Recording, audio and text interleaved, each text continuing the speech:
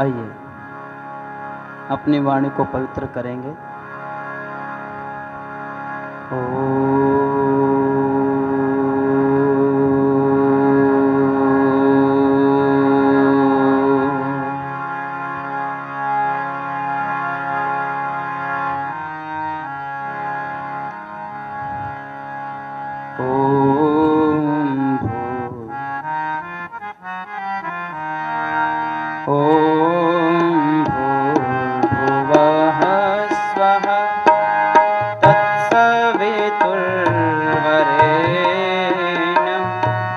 भर्गो देवस्य धीमहि धियो यो नः प्रचोदयात्।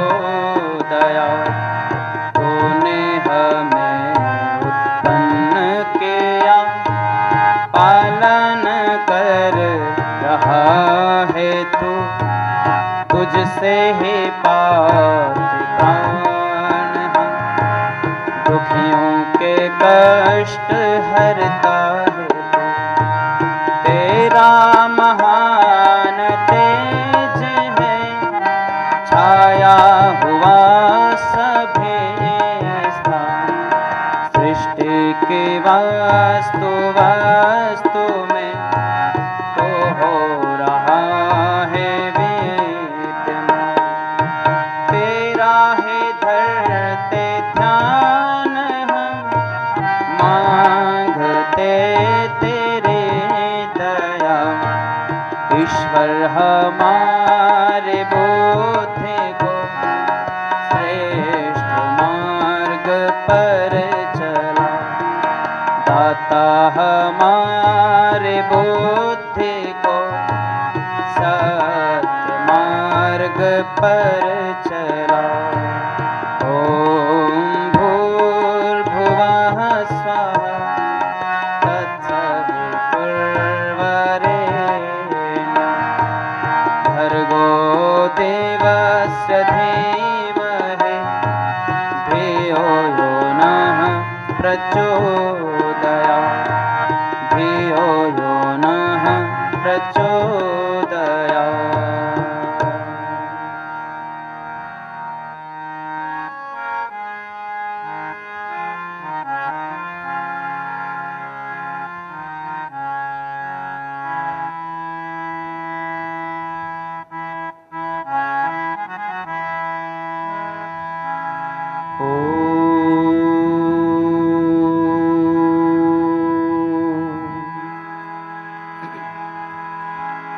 ॐ असतो मा सद्गमय,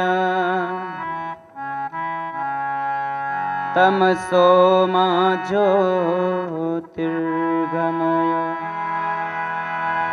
मृत्युर्मा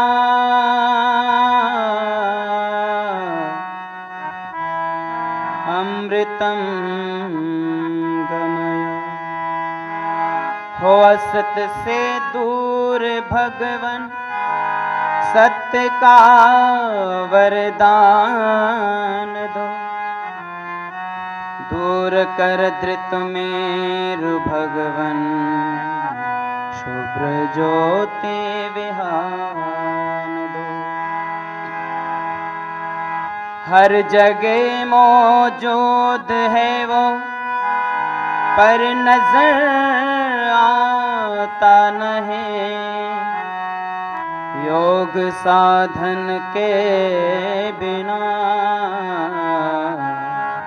कोई उसे पाता नहीं। योग साधन के बिना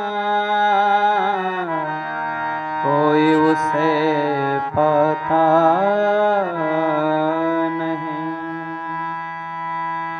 तेरे नाम का सुमिरन करके मेरे मन में सुख भर आया। तेरी कृपा को मैंने पाया, तेरी दया को मैंने पाया। तेरे नाम का सुमिरन करके मेरे मन में सुख भर आया।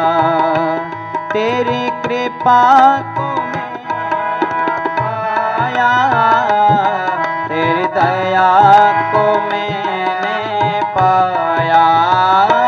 तेरी कृपा को मैंने पाया, तेरी दया को मैंने पाया। तेरे नाम का सुमिरन करके मेरे मन में सुख भर आया।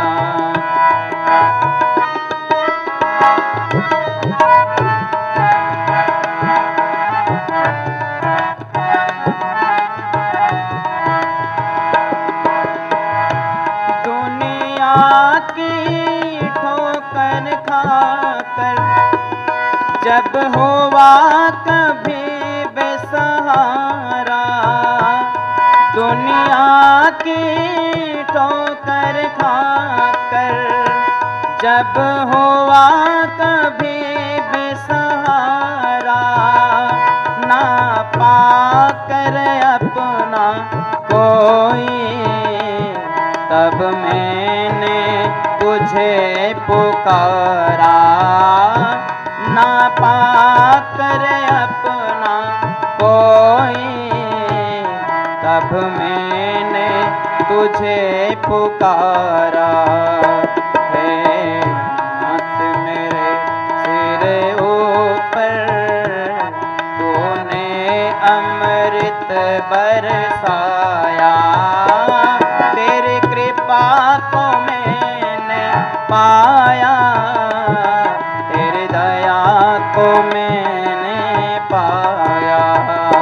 तेरे नाम का सुमिरन करके मेरे मन में सुख भर आया।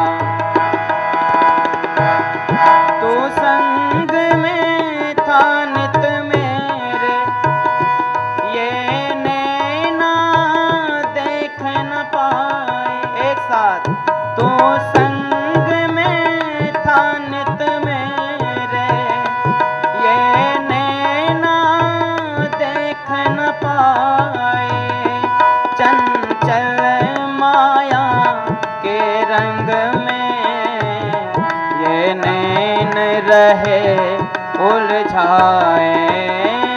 चंचल माया के रंग में ये नैन रहे उलझाए। जितने भी बार गिरा हूँ, जितने भी बार गिरा हूँ, तूने पग पग मुझे उठाया। तेरी कृपा को मैंने पाया, तेरी दया को मैंने पाया। तेरी कृपा को मैंने पाया, तेरी दया को मैंने पाया। तेरे नाम का सुमिरन करके मेरे मन में सुख भर आया।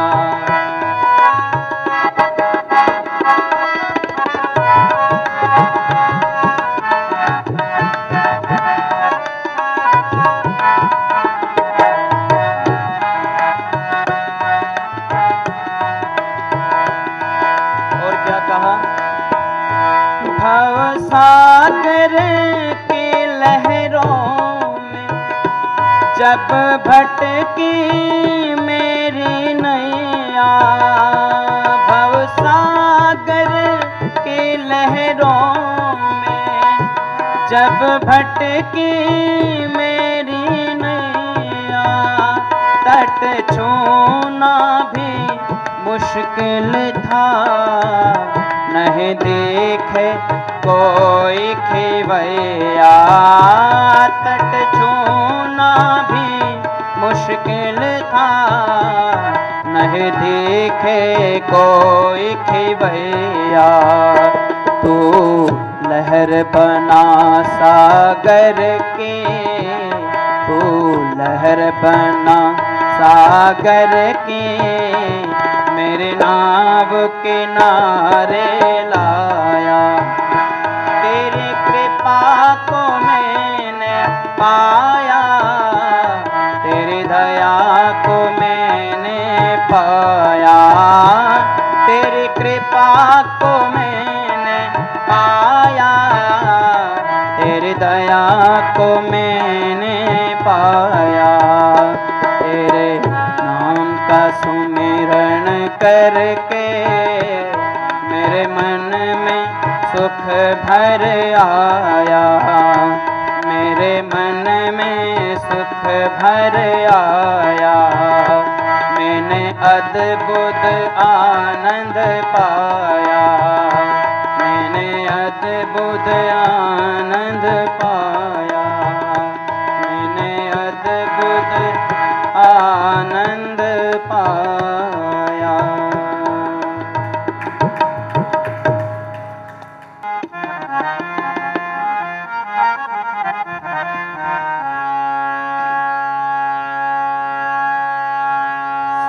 सा धा प ग रे सा रे ग, प ग धा प ग, सा धा प ग रे सा रे ग, प ग धा प ग रे सा।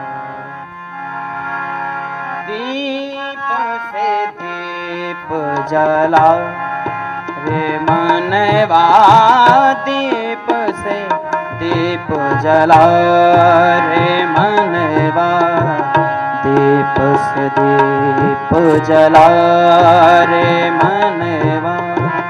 सब जग को चमका, दीप से दीप जला रे मनवा, दीप से दीप जला।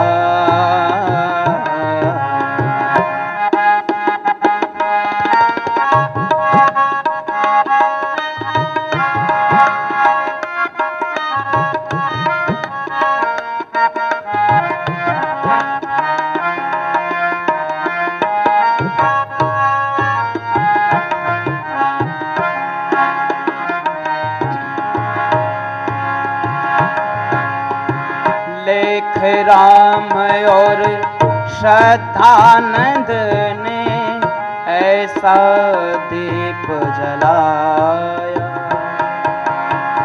लेख राम और श्रद्धानंद ने ऐसा दीप जलाया। ऋषि दयानंद वैदिक दीपक, ऋषि दयानंद वैदिक दीपक जलता छोड़ गया। दीप से दीप जला रे मनवा, दीप से दीप जला, दीप से दीप जला रे मनवा, दीप से दीप जला।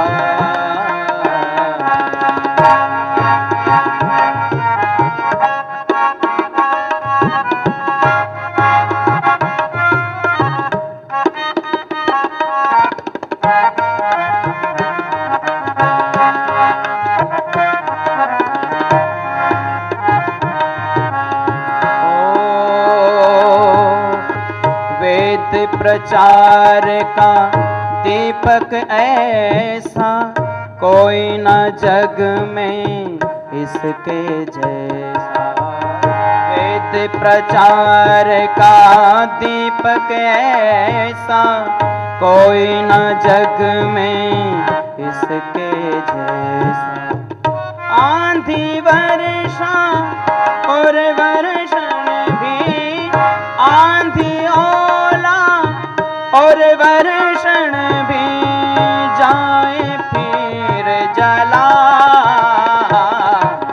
दीप से दीप जला रे मनवा, दीप से दीप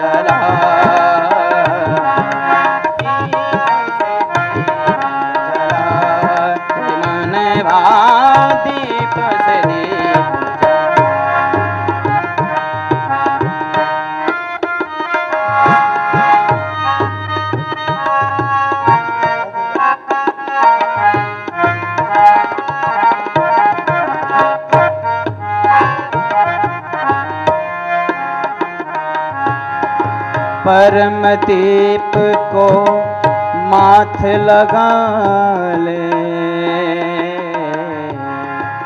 परम दीप को माथ लगा ले, मन मंदिर में लोक जगा ले। परम दीप को माथ लगा ले, मन मंदिर में लोक जगा।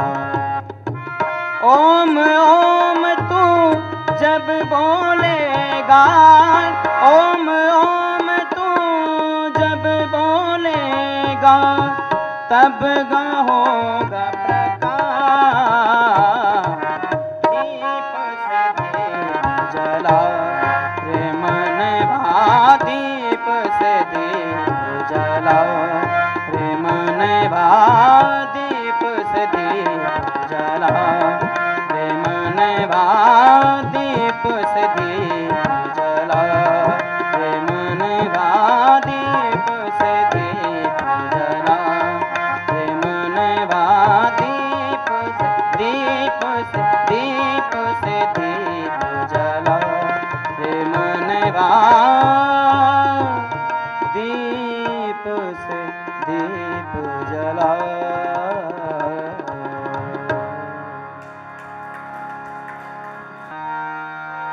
इन्हीं दिमागों में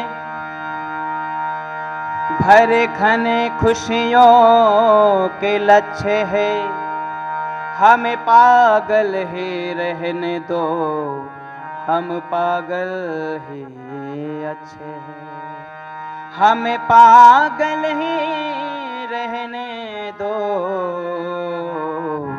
हम पागल ही अच्छे हैं।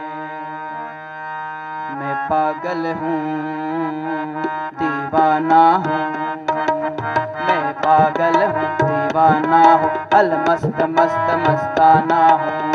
सभी की ताली और सबका समर्थन चाहूँगा।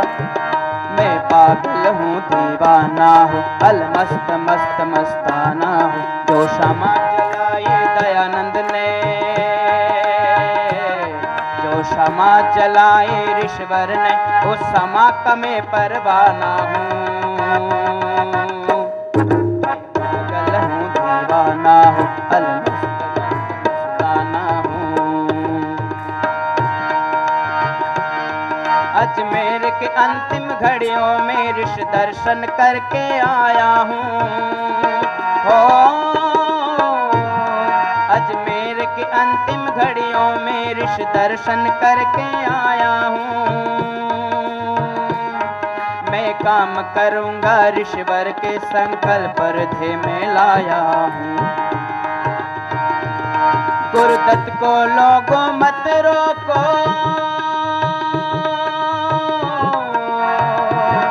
गुरुदत्त को लोगों मत रोको, मैं तो जाना बेगाना हूँ। मैं पागल हूँ दीवाना हूँ, अलमस्त मस्त मस्ताना हूँ।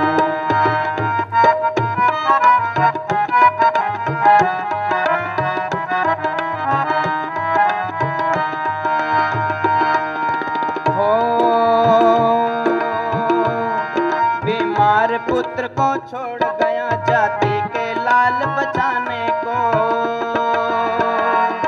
बीमार पुत्र को छोड़ गया जाति के लाल बचाने को। मैं काम करूँगा ईश्वर के, बीमार पुत्र को छोड़ गया जाति के लाल बचाने को। चल बसा पुत्र तो कहा कि हर व्यक्ति आते जाने को।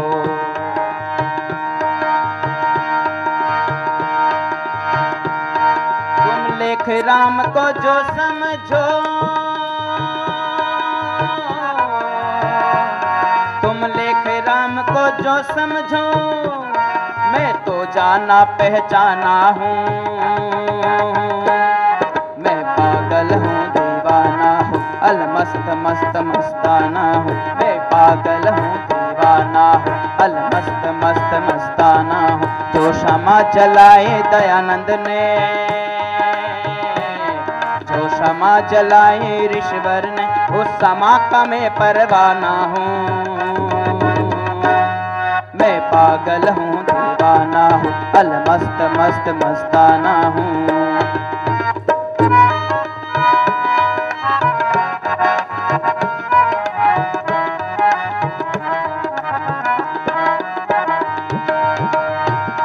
जिसने सारी शंकाओं से पीछा मेरा छुड़वाया है,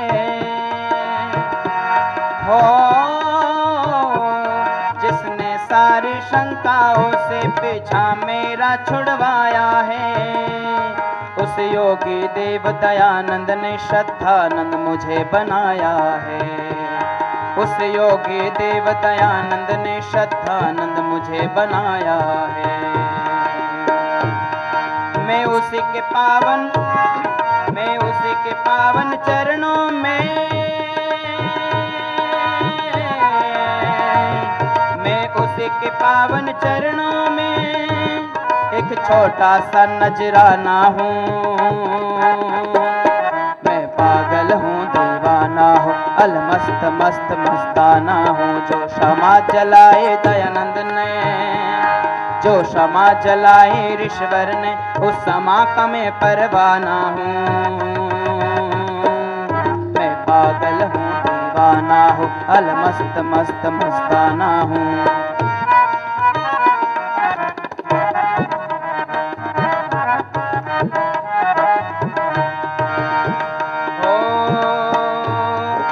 भक्त अमीचंद कहते हो, तुम भक्त अमीचंद कहते हो, ऋषिवर ने मुझको ढाला है। हीरे की उपमा दे करके कीचड़ से मुझे निकाला है। तुम भक्त अमीचंद कहते हो, ऋषिवर ने मुझको ढाला है। उपमा दे करके कीचड़ से मुझे निकाला है। मैं पथिक उसी के हाथों का,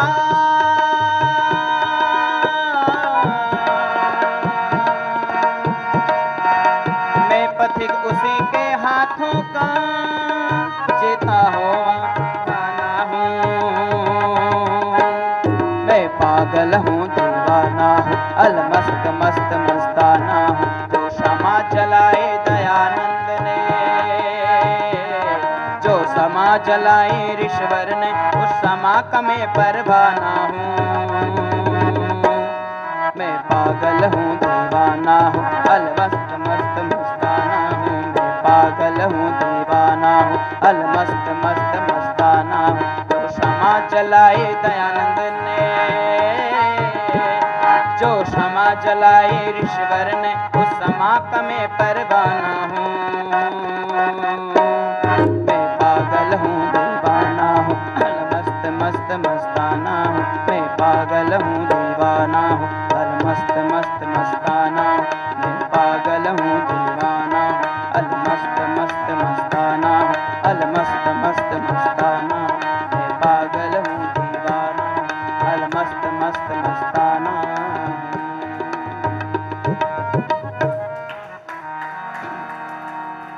ऐसे ऐसे ऋषि के अनुयायी हुए और उनका एक नारा था, कृण्वन्तो विश्वमार्यम। हम बातें करते हैं कृण्वन्तो विश्वमार्यम की, लेकिन ये जो रास्ता है ये इतना सरल नहीं है। पूरी दुनिया के षड्यंत्र विशेष करके सनातन धर्म पर प्रहार कर रहे हैं और आज तक ये देखते हैं कि इन विधर्मियों को अगर कोई जवाब दे पाया आज तक, वो सिर्फ जो है वो आर्य समाज है।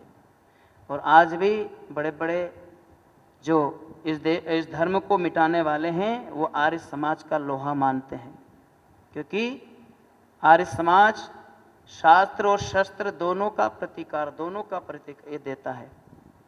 और आपने देखा होगा स्वामी श्रद्धानंद जी को दिल्ली के ही अंदर गोली मारी गई, लेखराम जी को छुरा भोंका गया।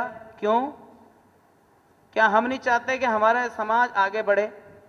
किंतु बात यही है, संसार की जो मंशा है वो अपने हिसाब से, लेकिन आर्य समाज सदैव इस राष्ट्र को आगे ले जाना चाहता है। तो कहाँ कृण्वन्तो विश्वमार्यम का जो नारा है वो कैसे बुलंद होगा, तो भजन के माध्यम से आप सुनेंगे। भगवान आर्यों को ऐसी लगन लगा दे। तो आइए, बड़ा सुंदर भजन पथिक जी ने लिखा है। हमारे घर में राम और कृष्ण कब आएंगे? जब हम खुद संध्या यज्ञ आदि करेंगे। अभी एक घर में मैं आज यज्ञ कर रहा था, तो दुर्भाग्य की बात है, मैंने कहा पुत्र को कि आप पिताजी के पैर छुओ। यहां बड़ा कष्ट होता है कि हमारा जो सनातन धर्म पता नहीं कहां जा रहा है। बच्चा ज्यादा मतलब छोटा भी नहीं था, बड़ा ही था, कम से कम 10-12 साल का। तो पिताजी के पैर कैसे छुए? पैर पे पैर रख करके बोले ये छू लिया मैंने। क्या किया? पैर पे पैर लगाया, बोले छू लिया। यहां बात क्या है? कभी मुसलमान के बच्चों को नमाज पढ़ना सिखाते हैं? कोई नहीं सिखाता, लेकिन वो सीख जाते। क्यों? क्योंकि घरों में सिखाए, माता पिता नमाज पढ़ते हैं तो बच्चा अपने आप सीख जाता है। और आप भी अपने घरों में देखते होंगे, जो जो आप करते हैं हम करते हैं, छोटे बच्चे जो होते हैं ना उसका अनुसरण करते हैं। हमारे है ना, कभी कोई गाड़ी लेके घूमने लग जाएंगे, वो इस प्रकार से गुड्डा गुड़ियों की जो है वो उसी तरह मतलब गुड्डा गुड़ियों का खेल खेलने लगेंगे। कुछ ऐसे वर्ड होते हैं जो हम आश्चर्य करते कि ये बच्चे कैसे बोल सकते। क्यों? क्योंकि वो उस बात को एक्सप्लेन करते हैं। तो बच्चों को कभी सिखाने का प्रयास ना करें। बच्चों को जब आप कहोगे सिखाओगे तो सीखेगा नहीं, जो आप करोगे वो अपने आप करने लग जाएंगे। तो हमारे घरों में भगवान राम और कृष्ण कैसे आएंगे? भगवान राम और कृष्ण की भांति आने वाली पीढ़ी कैसे बनेगी? क्योंकि हमने भी कहीं ना कहीं थोड़ी बहुत चूक की है। हमारे घरों में भी संध्या यज्ञ प्रतिदिन नहीं होती। इसलिए मैं निवेदन करना चाहता हूं, आर्य समाज के अंदर तो कम से कम ये चीजें है, लेकिन आप आर्य समाज से बाहर की ओर जाओगे तो उनमें तो लेस मात्र है। इसलिए आर्य समाज सिर्फ आर्य समाजियों के बीच में ही प्रचार प्रसार करेगा तो संभव नहीं है ना। खिचड़ी में जो घी वाली बात है। हम चाहे आर्य समाजी, हम तो जानते हैं संध्या क्या होती है, यज्ञ क्या होता है, हम तो करते हैं, करवाते हैं, किंतु प्रचार प्रसार कहाँ होना चाहिए? उन लोगों के वहां पर जहां पर वो इन चीजों को जानते ही नहीं है। तो मेरा निवेदन है यही कि भगवान राम और कृष्ण जैसी, भीम और अर्जुन जैसे हमारे योद्धा कैसे बनेंगे, हमारे आने वाली जनरेशन, हमारे आने वाली पीढ़ी कैसे बनेगी? तो आइए भजन के माध्यम से आप सुनिए।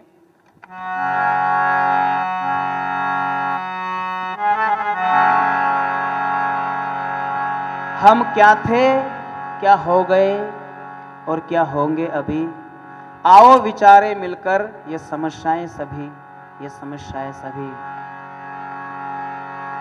बनो आर्य खुद जहां को बना दो, बनो आर्य खुद जहां को बना दो, और जो कहते हैं वो करके दिखा दो। आर्यों को बैठना नहीं है, हमारे सामने तो बहुत बड़ा मिशन है और हमें जुटना चाहिए। हम कहीं पर भी बैठें, हम बसों में बैठे, ट्रेन में बैठे, किसी प्लेस में बैठे, एक ही बात होनी चाहिए राष्ट्र की, समाज की, आर्यत्व को, इसको कैसे बढ़ाएं। फालतू बातें, जहां दो व्यक्ति आजकल के समय में अगर फोन करते हैं तो ज्यादातर तो बुराइयों में समय जाता है, ज्यादातर सिर्फ आपसी बातें करते, नहीं, अब वो समय नहीं है।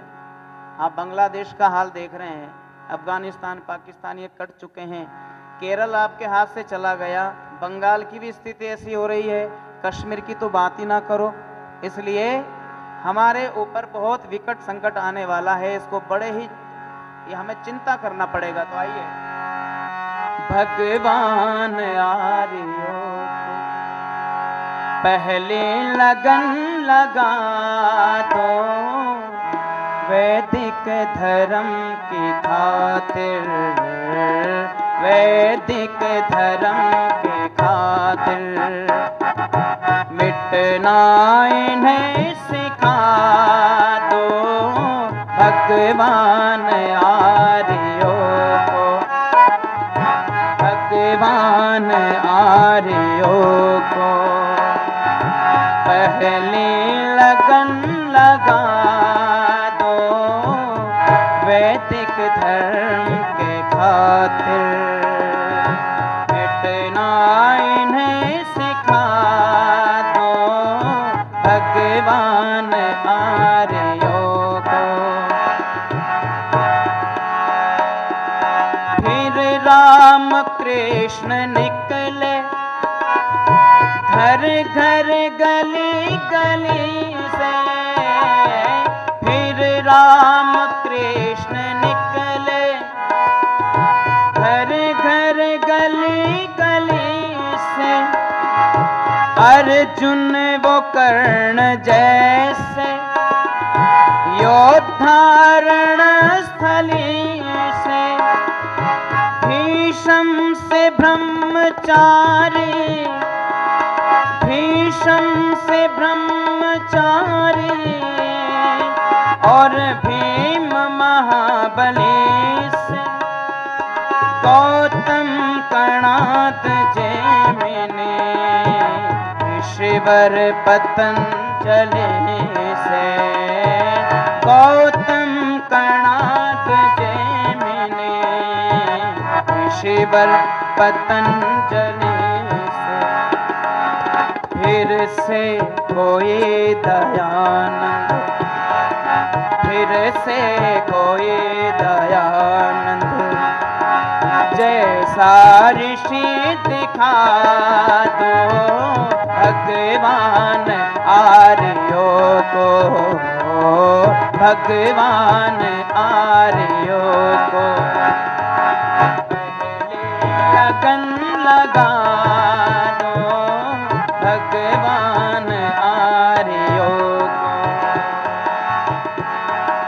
और क्या कहा? ऐसे हो लाल पैदा खेले जो गोलियों से, ऐसे हो लाल पैदा खेले जो गोलियों से। भूमि को तृप्त कर दे श्रद्धा की झोलियों से, भूमि को तृप्त कर दे श्रद्धा की झोलियों से। गूंजे ये देश मेरा, गूंजे ये देश मेरा शेरों की बोलियों से। बिस्मिल गुरु भगत सिंह वीरों की टोलियों से, बिस्मिल गुरु भगत सिंह वीरों की टोलियों से। इनको वतन के खातिर, इनको वतन के खातिर फांसी पे भी हंसा दो भगवान आर्यों को, ओ भगवान आर्यों को। पहली लगन लगा दो वैदिक धर्म के खातिर, मिटना इन्हें सिखा दो भगवान आर्यों को।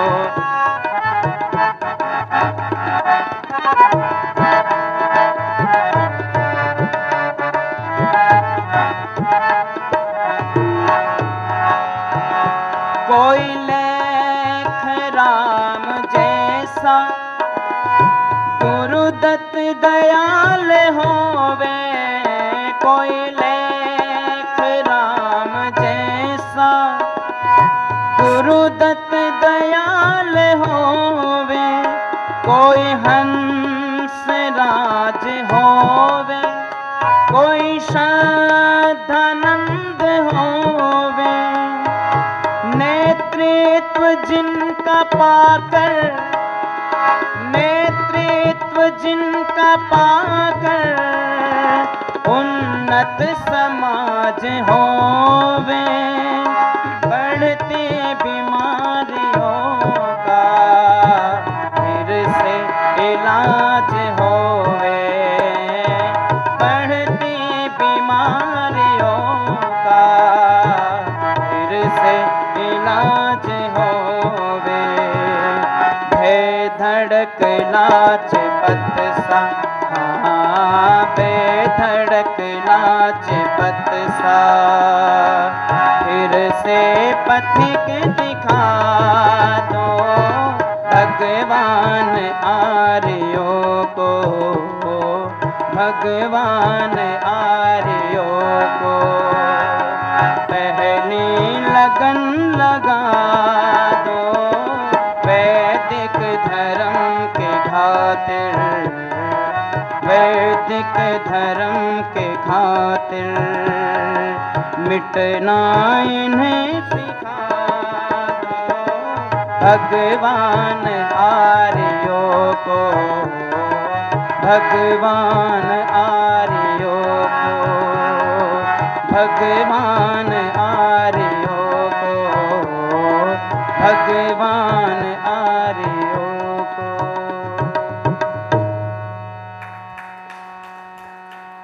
भगवान आर्यों को ऐसी लगन लगा दो। वैदिक धर्म की आन बान शान के लिए डटना पड़ेगा। और आपने देखा होगा आर्यों की कितनी मजबूती के साथ में जब हैदराबाद में हिंदुओं के मंदिरों में, उनके मंदिरों में ताले लगवा दिए थे और कहा कि कोई भी पूजा नहीं करेगा। किंतु आर्य समाज उस समय और पूरे देश में सक्रिय था। उन बलिदानियों के लिए लगभग 18,000 आर्य समाजी जो योद्धा थे हमारे, वो शहीद हुए। तो कहना चाहता हूं आर्य समाज हिंदू समाज के रक्षक है, उसका रक्षक है। आर्य समाज ये देश की संस्कृति को सदैव आगे बढ़ाने वाला है।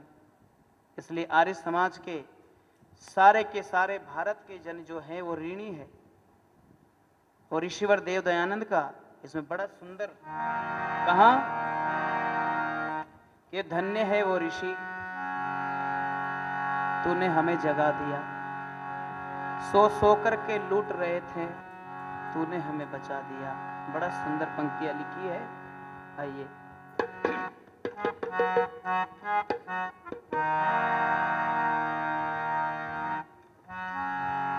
धन्य है तुमको ए ऋषि, तूने हमें जगा दिया। सो के लुट रहे थे हम, तूने हमें बचा दिया। धन्य है तुमको ए ऋषि, तूने हमें जगा दिया। सो के लुट रहे थे हम, तूने हमें बचा दिया। अंधे को आँख मिल गई,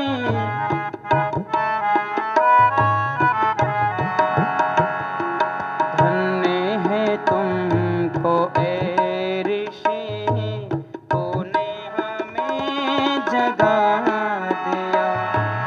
अंधे को आँख मिल गई, मुर्दे में जान आ गई। अंधे को आँख मिल गई, मुर्दे में जान आ गई। जादू सा क्या चला दिया, जादू सा क्या चला दिया, अमृत सा क्या पिला दिया। धन्य है तुमको ए ऋषि, तूने हमें जगा दिया।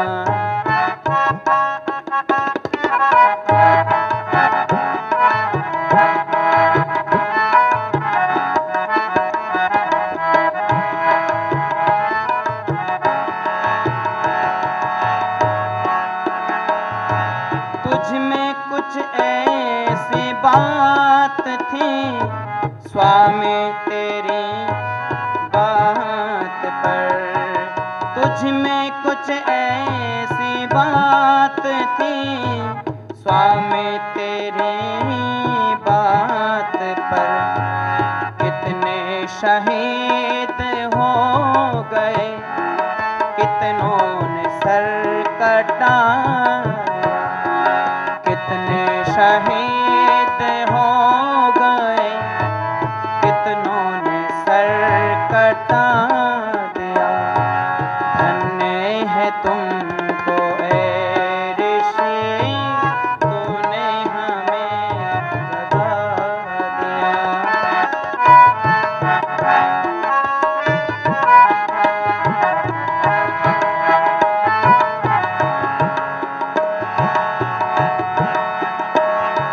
श्रद्धा से श्रद्धानंद ने सीने पे खाई गोलियां, श्रद्धा से श्रद्धानंद ने सीने पे खाई गोलियां, हंस हंस के हंस राज ने, हंस हंस के हंस राज ने तन मन वो धन लुटा दिया। धन्य है तुमको ए ऋषि, तूने हमें जगा दिया। सौ सौ के लूट रहे थे हम, तूने हमें बचा लिया।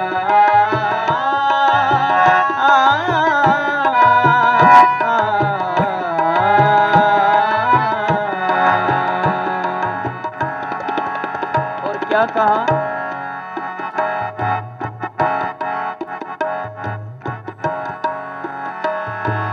अपने लहू से लेख राम तेरी कहानी लिख गया, अपने लहू से लेख राम तेरी कहानी लिख गया,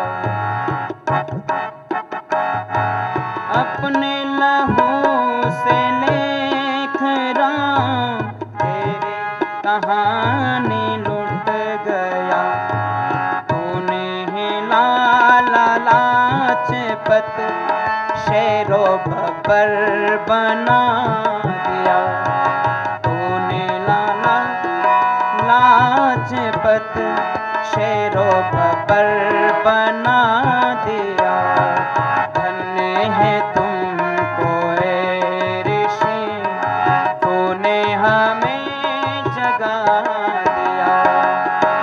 सौ के लुट रहे थे हम, तूने हमें बचा दिया। और क्या कहा, जब निजाम के वहां पर हमारे आर्य समाज के कार्यकर्ताओं को बंदी बनाया और माताओं भद्र पुरुषों वहां पर खाना कैसे दिया जाता था, कहते हैं कि उस रोटी में सीमेंट मिलाई जाती थी। वो सोचो आप, जब सीमेंट खाएगा व्यक्ति तो उसका प्राण बचेंगे, लेकिन फिर भी झेला अपने आप को, पीछे नहीं हटे और निजाम को ठीक से मजा चकाया, ईंट से ईंट बजा दी। निजाम आर्य समाज के उन नेताओं के सामने आया नहीं कभी भी, उसको शायद महात्मा नारायण स्वामी ने कहा था कि एक बार, आचार्य जी सही बोल रहा हूं, एक बार निजाम से कहो कि मेरे सामने आकर के एक बार शास्त्रार्थ कर दे, उसको मैं सनातनी ना बना दूं तो फिर कहना। निजाम भागता था, आता नहीं था सामने। कहा, तेरे दीवाने जिस घड़ी दक्षिण दिशा में चल दिए, तेरे दीवाने जिस घड़ी दक्षिण दिशा में चल दिए, हैरत में लोग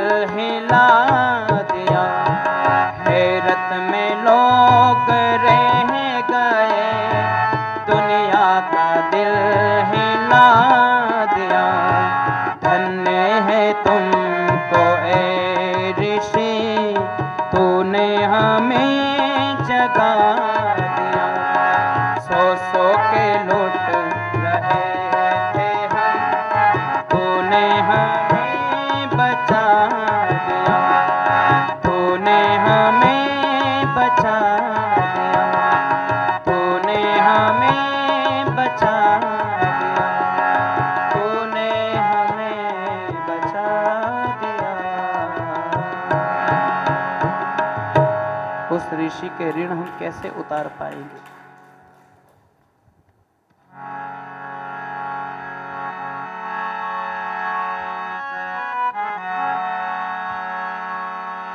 ऋषिराज तेज तेरा चहोर छा रहा है, तेरे बताए रास्ते पर ये संसार आ रहा है। बड़ा सुंदर भजन। हमारे योद्धा यहाँ पर भी नहीं रुके और कहा,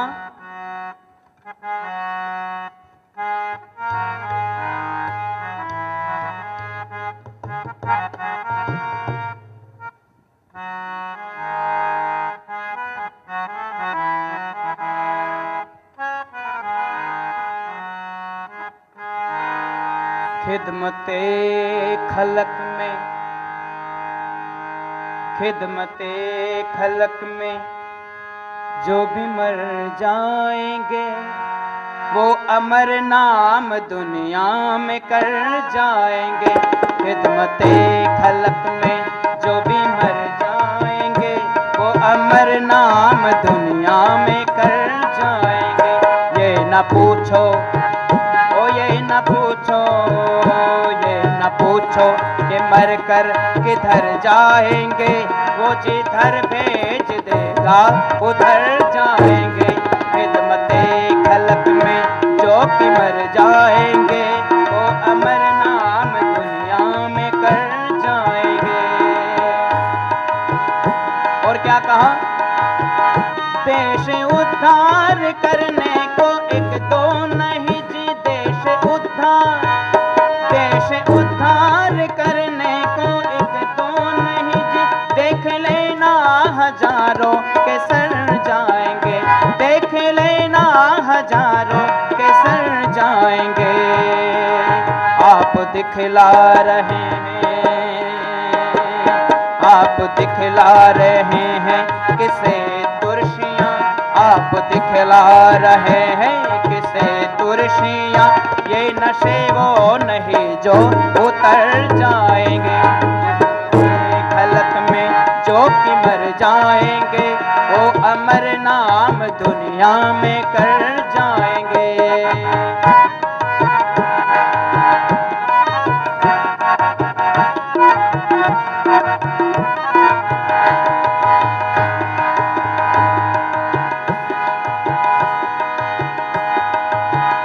तीर पर तीर बरसे रुकेंगे नहीं जी, तीर पर तीर, तीर पर तीर बरसे रुकेंगे नहीं जी, चोट सीने पे आ जाएंगे। तीर पर तीर बरसे रुकेंगे नहीं जी, चोट खा कर के सीने उभर जाएंगे, चोट खा कर के सीने उभर जाएंगे। लो अछूतों को,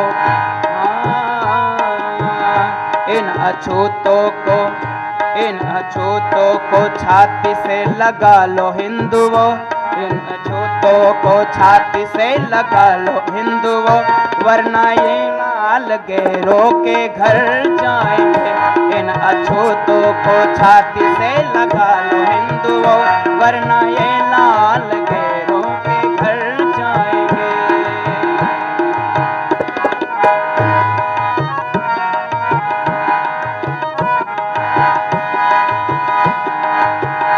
इन अछूतों को छाती से लगा लो हिंदुओं, वरना ये लाल गैरों के घर जाएंगे।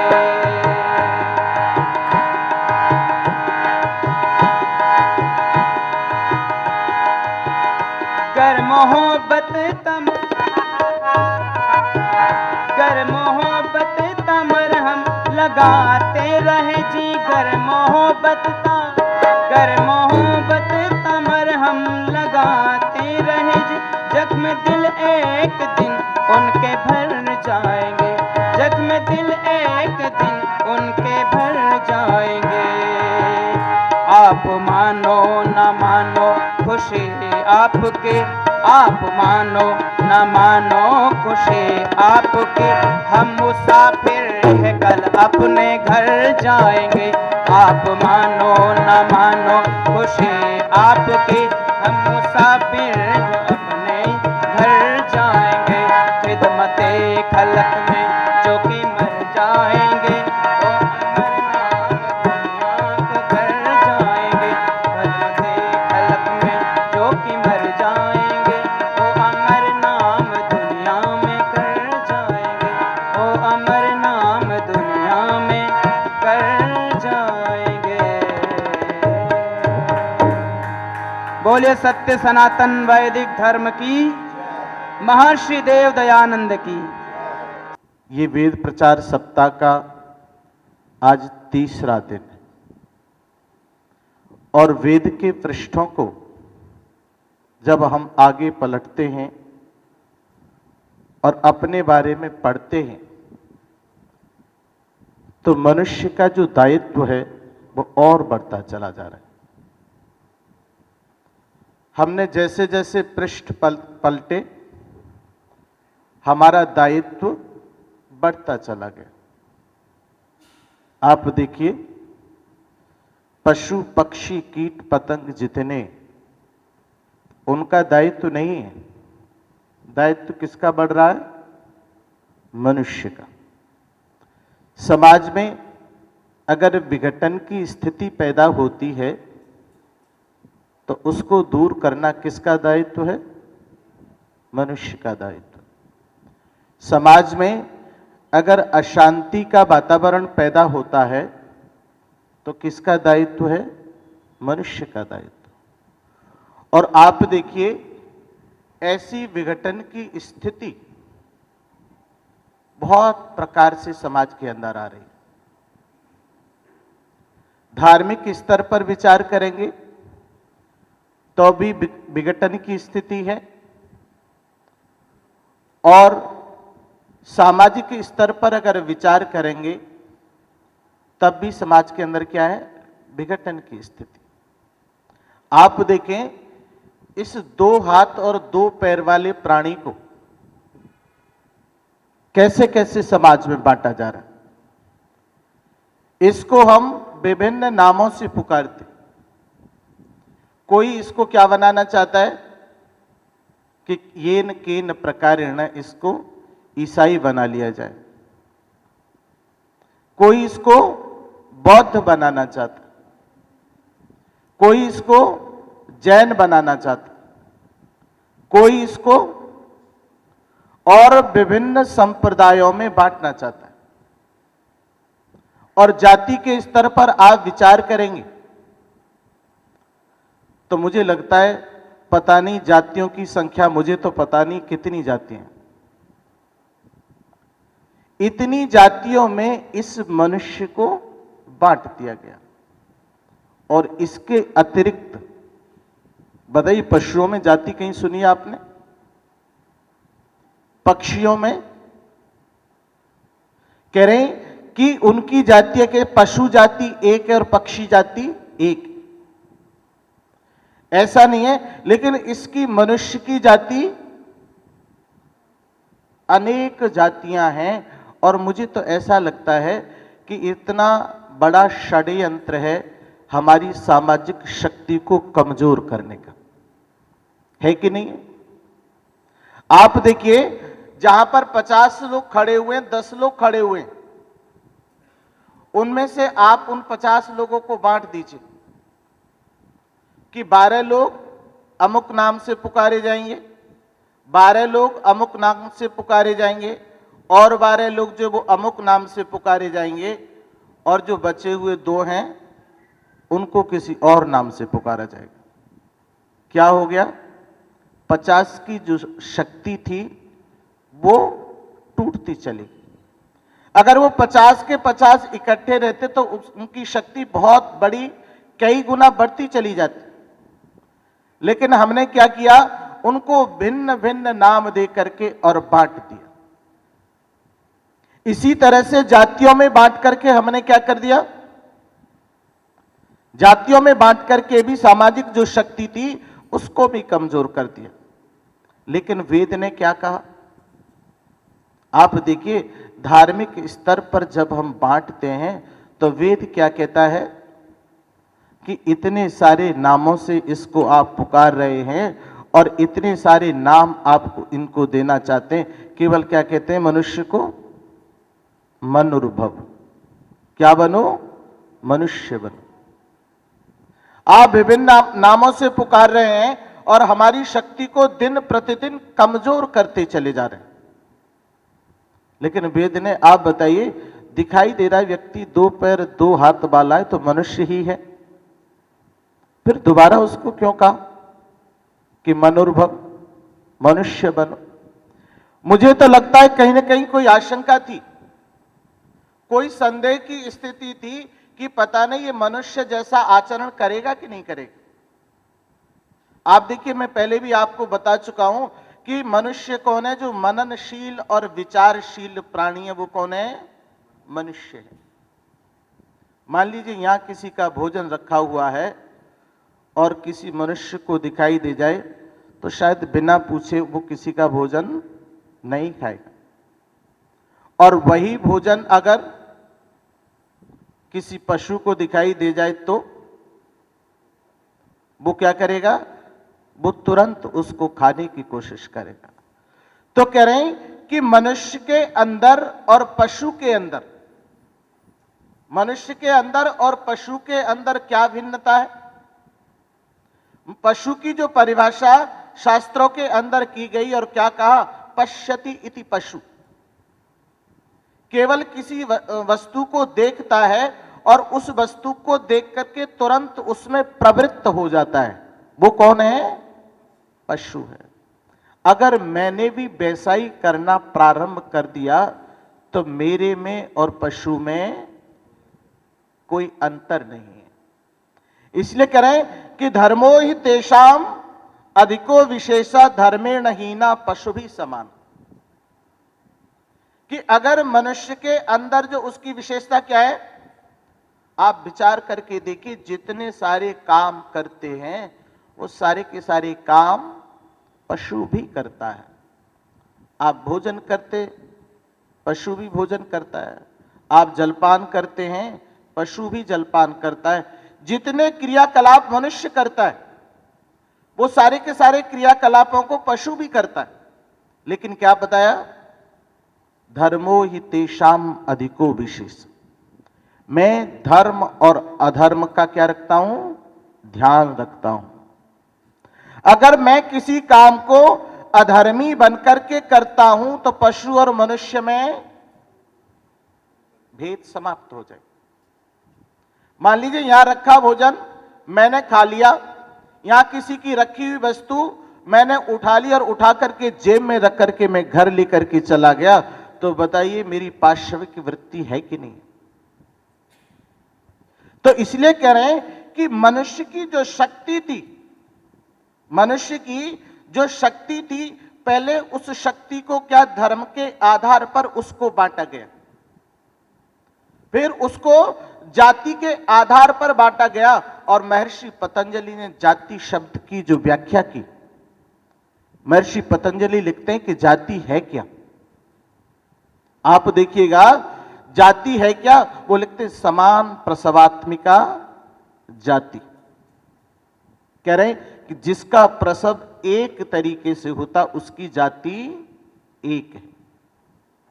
जिसका प्रसव एक तरीके से होता उसकी जाति एक है। आप उसको किसी भी तरह से जाति के आधार पर उसको बांट नहीं सकते। तो बताइए हमारी जाति कितनी हुई? आप कहीं गांव देहात में जाकर के अगर जाएं और वहां जाकर के देखें, पूरा गांव अगर एक जाति का है फिर भी जाति में भी प्रजाति मिल जाएगी। आप देखिएगा, मैंने ये अनुभव किया है कि अगर पूरा का पूरा गांव एक जाति का, उसके अंदर भी हमारी ये बहुत बड़ी विशेषता, उसमें भी प्रजाति पैदा कर लेते। बताइए करते कि नहीं करते? मैंने देखा कि एक गांव पूरा का पूरा एक जाति, और वहां उन्होंने नाम रखा हुआ, आधे गांव का ये नाम और आधे गांव का ये नाम। तो इसलिए जाति के आधार पर इस मनुष्य को बांटकर और धर्म के संप्रदाय के आधार पर मनुष्य को बांटकर हमने क्या किया? सामाजिक शक्ति को दिन रोज कमजोर करते चले गए और सामाजिक शक्ति दिन रोज कम होती चली गई और उसका दुष्परिणाम यह हुआ कि हमारा जो सामाजिक संगठन था वो भी दिन रोज क्या होता चला गया, कमजोर होता चला गया। तो इसलिए मनुष्य को वेद ने कहा कि मनुर्भव मनुष्य बनो। और मनुष्य भी कैसे, आप देखिए मनुष्य भी कैसे, श्रेष्ठ मनुष्य बनो। कैसे श्रेष्ठ मनुष्य कब बनेगा व्यक्ति? श्रेष्ठ मनुष्य अपने आचरण के माध्यम से बनेगा, अपने व्यवहार के माध्यम से बनेगा। और जब तक व्यक्ति अपनी इंद्रियों का दमन नहीं करेगा, जब तक जिन विषयों को पढ़ रहा है, वेद शास्त्रों को पढ़ रहा है और ऋचाओं का पठन पाठन कर रहा है, अगर उन बातों को अपने आचरण में नहीं उतारेगा तो उसके अंदर कभी भी श्रेष्ठता बिल्कुल नहीं आएगी। और श्रेष्ठता नहीं आएगी तो आप बताइएगा, संध्या करने से, यज्ञ करने से, वेद पढ़ने से अगर मैंने उन बातों को आचरण में नहीं उतारा तो मुझे कहीं 5 या 10% लाभ तो होगा, लेकिन मैं अपेक्षा करता हूं किसकी, कि 90% लाभ हो, 80-85% लाभ हो, वो लाभ मुझे बिल्कुल नहीं हो पाएगा। इसलिए मनुष्य को अपनी इंद्रियों का दमन करना है।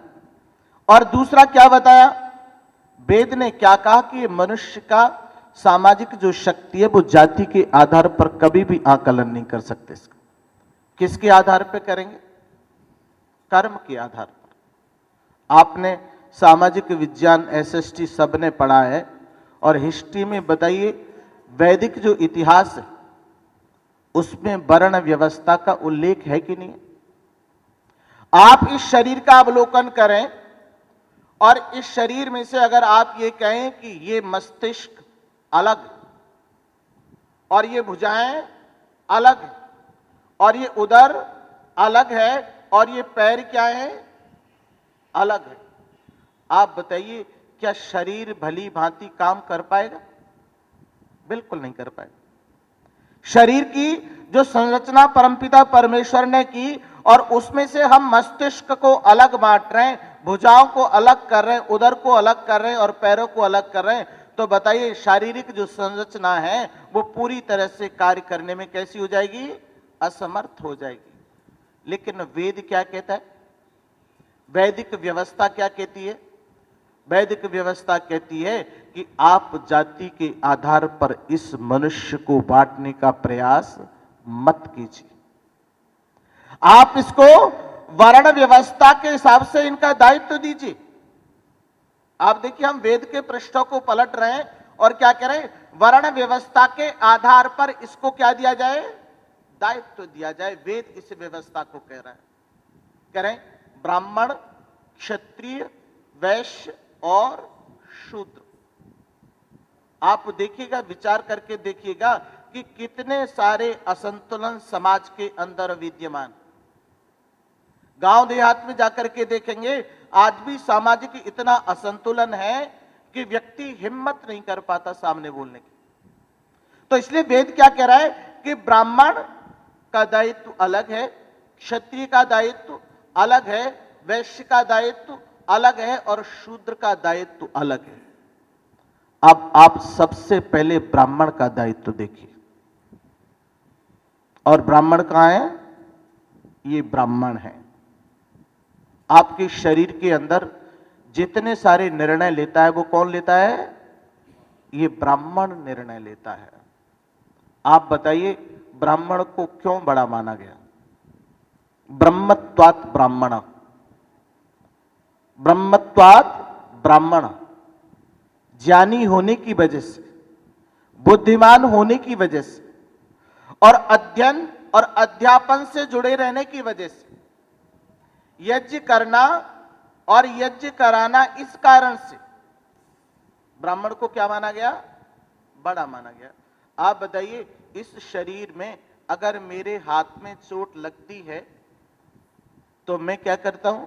ज्यादा घबराने की बात नहीं, हड्डी टूटेगी, जुड़ जाएगी। पैर में चोट लगती है किसी तरह से तो पैर के अंदर भी चोट आएगी तो वो जल्दी ठीक हो जाएगा। उदर में अगर चोट लगती है तो वो थोड़ा विचारणीय हो जाता है, और अगर चोट मस्तिष्क में लगे तो, मस्तिष्क में अगर चोट लगे तो वो बहुत ज्यादा विचारणीय है, और उससे पूरी की पूरी तरह से किसकी आशंका है कि पता नहीं व्यक्ति जीवित रहेगा भी कि नहीं रहेगा, क्योंकि चोट कहां आई है, मस्तिष्क के अंदर चोट विद्यमान है।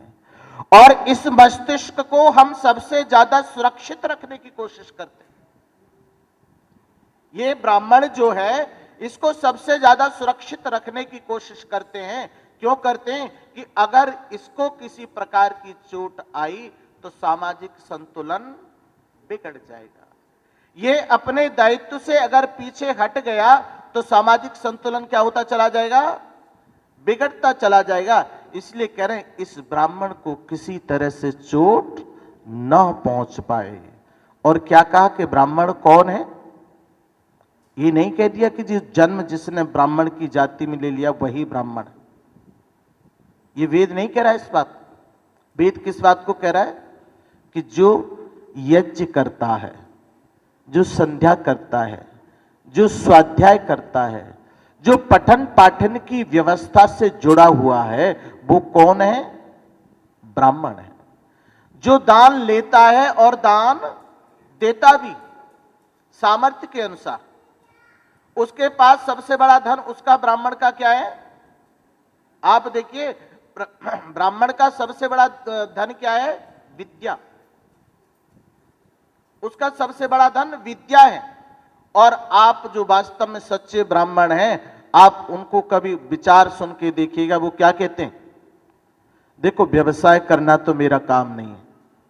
क्या कहता है ब्राह्मण, व्यवसाय करना मेरा काम नहीं है, जितना मुझे मिलता है उतना मैं क्या कर लेता हूं, उससे अपना जीवन यापन कर लेता हूं। और मेरा काम क्या है, पठन पाठन करना मेरा काम है।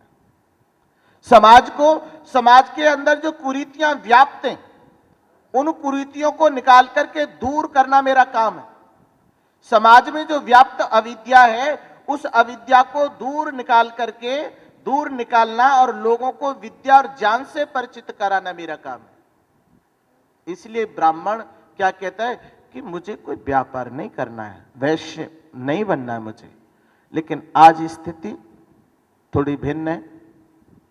आज स्थिति क्या है, थोड़ी सी भिन्न होती चली जा रही है। जब जब हम अपने दायित्व से भागते हैं, हमारा जो कर्तव्य से जैसे जैसे हम भागते हैं, उससे क्या होता है, उसका दुष्परिणाम क्या होता है, समाज में विघटन की स्थिति पैदा निश्चित रूप से होती है। समाज में क्या है, विघटन की स्थिति निश्चित रूप से होती है। आप देखिए, कोई कहीं पुरोहित लगता है, आर्य समाज में तो है, देखा जाता है शास्त्री है कि नहीं, शास्त्री है कि नहीं, वेद मंत्रोच्चारण कर सकता है कि नहीं कर सकता है, अच्छी तरह से श्लोकोच्चारण कर सकता है कि नहीं कर सकता है। लेकिन और जगह आप जाकर के देखेंगे तो उनके मंत्रों का उच्चारण आप सुन लीजिएगा, उनके मंत्रों का उच्चारण आप सुन के देख लीजिएगा। अर्थ और अनर्थ की तो मैं चर्चा ही नहीं कर रहा, केवल मैं किसकी चर्चा कर रहा हूं, मंत्रोच्चारण की चर्चा कर रहा हूं। आप कहीं भी देखिएगा, आर्य समाज का पुरोहित अगर यज्ञ कराने जाएगा और दूसरा पुरोहित अगर यज्ञ कराने जाएगा तो वहां पर भिन्नता निश्चित रूप से आपको दृष्टिगोचर हो जाएगी। आपको पता लग जाएगा कि वास्तव में इस पुरोहित का मंत्रोच्चारण अच्छा और इसका मंत्रोच्चारण अच्छा नहीं है, और इतनी स्पीड से बोलते चले जाते क्योंकि उन्हें खुद को नहीं पता। और संस्कृत में क्या है, एक एक शब्द, एक एक अक्षर अगर हमने स्पष्ट उच्चारण नहीं किया तो अर्थ का क्या हो जाता है, अनर्थ हो जाता है। तो आप देखिए, जो मस्तिष्क के अंदर अगर विकृति पैदा हो जाती है, मस्तिष्क के अंदर, इस सिर के अंदर अगर विकृति पैदा हो जाती है तो वो तीनों के लिए क्या है, घातक है। बताइए, मस्तिष्क में विकृति पैदा हुई तो इस क्षत्रिय के लिए घातक है कि नहीं है, और वैश्य के लिए भी घातक है कि नहीं है, और शूद्र के लिए भी क्या है, घातक है। इसलिए क्या कह रहे हैं कि ब्राह्मण का दायित्व तो सबसे ज्यादा है। ब्राह्मण का दायित्व, जब वेद के पृष्ठ हमने पलट करके देखे तो उसमें ब्राह्मण को नमस्ते या झुकना या विनम्रता से, छोटी उम्र का भी ब्राह्मण है उसको भी हम श्रद्धा से और सम्मान देते हैं। क्यों देते हैं? ब्रह्मत्वात् ब्राह्मण, वो ज्ञानी होने की वजह से, बुद्धिमान होने की वजह से, वेदों का पठन पाठन करने के कारण से उसको हमने सबसे ऊंचे स्थान पर बिठाया, और जो वास्तव में ब्राह्मण है उसको बिठाना भी चाहिए। आप देखिएगा, उसके बाद क्षत्रिय, उसके बाद क्या है, क्षत्रिय। और आप शरीर में अगर देखें तो कोई किसी के साथ भेदभाव की स्थिति पैदा नहीं करता। अगर मेरे मस्तिष्क पर कोई चोट लगती है तो क्षत्रिय तुरंत खड़ा हो जाता है, होता है कि नहीं? आप देखिएगा, मेरे सिर में अगर कोई चोट लगती है, कोई मुझे मेरे को मारने की कोशिश करता है, तो ये क्षत्रिय खड़ा होता है कि नहीं? तुरंत खड़ा हो जाता। किसके लिए? कि मैं ब्राह्मण को चोट पहुंचने नहीं दूंगा। अगर वो वैश्य को मारता है, उधर पे चोट पहुंचाता है, तब भी क्षत्रिय खड़ा होता है कि नहीं होता? और शूद्र पैरों पर अगर चोट मारता है, किसी तरह से घायल करता है, तब भी क्षत्रिय खड़ा हो जाता है। ये हाथ कभी भेदभाव नहीं करता। इसलिए कह रहे हैं कि क्षत्रिय को तीनों वर्णों के लिए खड़ा हो जाना चाहिए। अगर किसी प्रकार से आप देखेंगे, प्राचीन काल में कोई ब्राह्मण, कमजोर ब्राह्मण को किसी तरह से कोई व्यक्ति परेशान करता था, तो जो शक्तिशाली व्यक्ति था, जो क्षात्र धर्म का था, वो खड़ा हो जाता कि नहीं, ये ज्ञानी व्यक्ति है, बुद्धिमान व्यक्ति है, वेदों का पठन पाठन करने वाला व्यक्ति है, इसको किसी तरह से हम हानि नहीं होने देंगे। ब्राह्मण के ऊपर किसी तरह से आर्थिक संकट अगर आता था, आप देखिएगा, ब्राह्मण के ऊपर अगर आर्थिक संकट किसी प्रकार का आता था तो वैश्य खड़ा हो जाता था। और क्या खड़ा हो जाता था? कि किसी भी तरह की आपको आवश्यकता हो तो मैं आपको उतना ही धन दूंगा और आपकी आवश्यकता की पूर्ति हो जाएगी। तो ब्राह्मण के लिए क्षत्रिय खड़ा हुआ है, और ब्राह्मण क्षत्रिय के लिए खड़ा हुआ है, वैश्य के लिए भी खड़ा हुआ है, और शूद्र के लिए भी खड़ा हुआ है। और केवल ये आप देखिएगा, शूद्र किसको माना जाता था? अब आप देखिए, शूद्र किसको माना जाता था और लोग कैसे कैसे दुष्प्रचार समाज के अंदर करते। शूद्र उसको माना जाता था जिसके लिए पूरी तरह से पढ़ने की, पढ़ाने की व्यवस्था की जाती थी। चाहे वो ब्राह्मण का बच्चा हो, चाहे वो क्षत्रिय का हो, चाहे वो वैश्य का हो, चाहे वो शूद्र का हो, चारों के लिए पढ़ने की अच्छी तरह से व्यवस्था। और देखिएगा, आज भेदभाव हो सकता है, लेकिन प्राचीन काल की शिक्षा पद्धति में भेदभाव बिल्कुल नहीं था। राजा का लड़का भी, संतान भी वहां पढ़ती है, और एक जो कमजोर वर्ग व्यक्ति है उसकी संतान भी वहां पढ़ती है।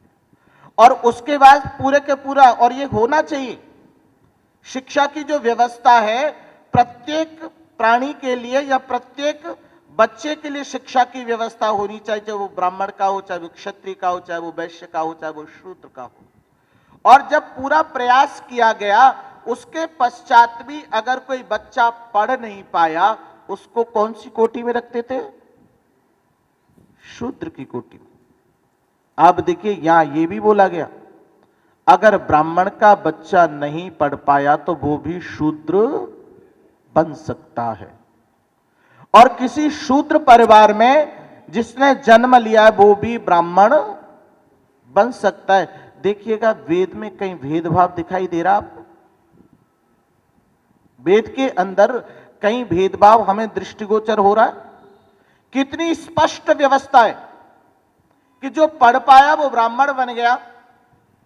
और ये उपाधि किसने दी? जब गुरुकुल में पढ़ करके निकलते थे तो उपाधि कौन देता था? उपाधि बच्चों डिग्री को कहते। कौन देता था उपाधि? आचार्य देता था। आचार्य को पता था, आचार्य के सानिध्य में वो बच्चे 5-7 साल रहे थे और आचार्य को पता था कि ये ब्राह्मण बन सकता है।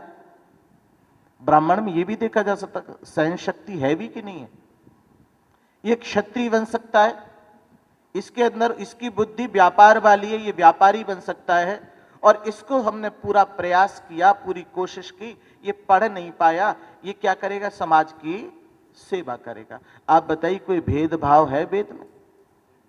करे कि चातुर्वर्ण्यम मया सृष्टम गुण कर्म विभाग।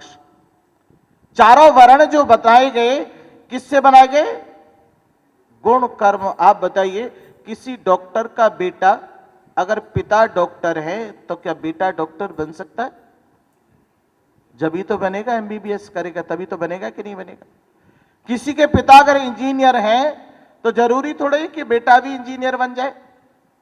हो सकता है पिता से भी ऊंचे पद पर बेटा चला जाए, या हो सकता है कि पिता से नीचे पद पर बेटा चला जाए। तो हमारी जो वेदों की वर्ण व्यवस्था है वो इतनी संतुलित है कि किसी के साथ में कोई भेदभाव की स्थिति पैदा बिल्कुल नहीं की। और आज की स्थिति देखिएगा, आप देखें, सरकार जब मंच से सरकार के नेता बोलते तो क्या कहते हैं कि हमें जाति व्यवस्था क्या करनी है? पूर्णतः समाप्त करनी है। जातिगत जितनी व्यवस्था है वो पूरी की पूरी तरह से क्या करनी है? समाप्त करनी है। आप पार्लियामेंट के डिसीजन देखिए, वहां के डिसीजन निर्णय देखिए आप, उसमें बताइए जाति के आधार पर कितने सारे निर्णय लिए जाते कि नहीं लिए जाते। अब इसमें समाज में विघटन की स्थिति पैदा होगी कि असंतुलन की स्थिति पैदा होगी? आप देखिए, अगर मैं बैठ करके जातिगत व्यवस्था के आधार पर कोई निर्णय लेता हूं तो समाज में असंतुलन पैदा होगा कि नहीं होगा? विघटन पैदा होगा कि नहीं होगा? कह रहे हैं कि ये निर्णय अगर इस तरह के लिए जाते तो निश्चित रूप से समाज के लिए वो विनाशकारी हैं। आपने कभी कोई अध्यापक अध्यापिका यहां बैठी हो तो देखिएगा, रजिस्टर में, टीचर के रजिस्टर में देखना, छोटे छोटे बच्चे वहां पढ़ते हैं जो जानते ही नहीं जाति क्या है, वहां पर लिखा जाता, लिस्ट बनाई जाती और ऑर्डर आता है ऊपर से। ऐसा नहीं, मैं किसी विद्यालय को दोष नहीं दे रहा हूं, ऊपर से आदेश आता है कि आपकी क्लास में कितने एससी हैं, कितने एसटी हैं, कितने ओबीसी हैं, कितने जनरल हैं, और कितने बौद्ध हैं, कितने जैन हैं, कितने मुस्लिम हैं, कितने हिंदू हैं। आप बताओ, अब ये जातिगत व्यवस्था को खत्म किया जा रहा है या बढ़ाया जा रहा है? एक तरफ से कहते हैं कि समाज का क्या करना चाहते हैं? उत्थान करना चाहते हैं, समाज को ऊपर उठाना चाहते हैं। लेकिन आपने छोटा सा बच्चा, एक तो सबसे बड़ी भयंकर स्थिति जब उसका प्रवेश हुआ, अगर बहुत बड़े विद्यालय में कराया तो वहां पर भी बिना कुछ दिए, अब थोड़ी बहुत स्थिति सुधरती जा रही, लेकिन बिना कुछ दिए उसका प्रवेश नहीं होता। तो कैसे अपेक्षा कर सकते कि वो बड़ा अधिकारी बन के कुछ लेगा नहीं? दूसरी, वो छोटा सा बच्चा छोटी सी क्लास में और उस रजिस्टर में लिखा हुआ है इतने एससी हैं, इतने एसटी हैं, इतने ओबीसी हैं, इतने जनरल हैं, और हम छोटे छोटे प्रलोभनों में आकर के हम भी बट जाते हैं। ये सबसे बड़ी कमी है हमारी। छोटे छोटे प्रलोभनों में आकर के हम सब भी लोग क्या करते हैं? बटते चले जाते हैं, और उसका दुष्परिणाम समाज को झेलना पड़ता है। उसका दुष्परिणाम समाज को झेलना पड़ता है। लेकिन इस शरीर की संरचना देखिए, वेद कह रहा है चारों की चारों वर्ण यहां बैठे हैं। जब पैर में कांटा लगता है, पैर में जब चोट लगती है तो आंसू कहां से निकलते हैं? ब्राह्मण रोता है। पैर में चोट लगी लेकिन रो कौन रहा है? ब्राह्मण रो रहा है। वैश्य किसी तरह से कैसे ही चोटिल हो गया, वैश्य, क्षत्रिय किसी तरह से चोटिल हो गया, तो लेकिन रो कौन रहा है? ब्राह्मण रो रहा है। अगर ऐसी व्यवस्था समाज के अंदर होगी तो समाज की सामाजिक और संगठन की शक्ति दिन रोज बढ़ती चली जाएगी। और अगर हमने जातिगत आधार पर निर्णय लेना प्रारंभ कर दिया तो सामाजिक व्यवस्था कैसी हो जाएगी? कमजोर होती चली जाएगी। आप देखिएगा रिजर्वेशन पर भी, आप बताइए डीटीसी में जो हैंडीकैप है उसके लिए सीट रिजर्व होती है, ट्रेन में रिजर्व होती है, और भी कहीं जाएंगे वहां पर भी रिजर्व होती है। आज तक किसी व्यक्ति ने विरोध नहीं किया और करना भी नहीं चाहिए। क्यों? क्योंकि उसको सबसे अत्यंत आवश्यकता है बैठने की, सबसे अच्छा निर्णय है।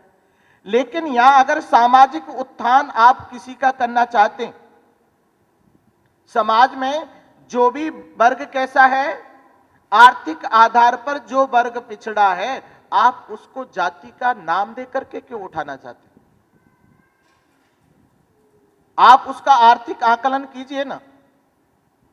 आप एक महीने की आय निश्चित कर दीजिए कि इतनी आय जिस व्यक्ति की होगी, चाहे किसी भी जाति का हो, वो उसको ये लाभ दिया जाएगा और उसको इस लाभ से उसका उत्थान किया जाएगा। लेकिन अगर जाति का नाम दे करके करोगे तो स्वाभाविक है कि समाज में भेदभाव की स्थिति पैदा निश्चित रूप से होगी। तो इसलिए जितने निर्णय लिए जा रहे हैं, अगर आर्थिक आधार पर, आप देखिए पढ़ने के लिए सबकी व्यवस्था समाज ने और सरकार ने सबकी व्यवस्था की कि यहां एक गरीब का बच्चा भी आएगा उसको भी पूरा पढ़ने का अधिकार है, एक धनाढ्य व्यक्ति भी आएगा उसको भी पूरा पढ़ने का अधिकार है। उसके पश्चात भी अपनी बुद्धि के अनुसार कोई पढ़ने में आगे निकल गया, कोई नीचे रह गया, फिर आप आर्थिक आकलन कीजिए और उसके आधार पर उनको बढ़ाने की कोशिश कीजिए। अगर जाति को समाप्त करना चाहते हैं तो उसको जाति का नाम देकर के उठाने की कोशिश मत कीजिए।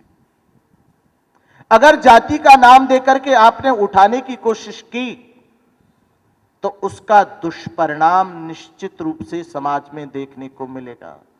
आप देखिएगा बंगाल की जो स्थिति पैदा हुई है वो किसके आधार पर पैदा हुई? चाहे किसी ने भी उसको आग दिखाई हो, लेकिन है तो मुख्य रूप से वही, किसी ने भी उस अग्नि में घी डाला हो और उसको बहुत प्रज्वलित कर दिया हो। तो इसलिए सामाजिक असंतुलन की स्थिति जब पैदा होती है, जब कोई भी निर्णय ऐसा होता है जो जातिगत आधार पर होता है। अब देखिएगा ये जो मनुष्य है,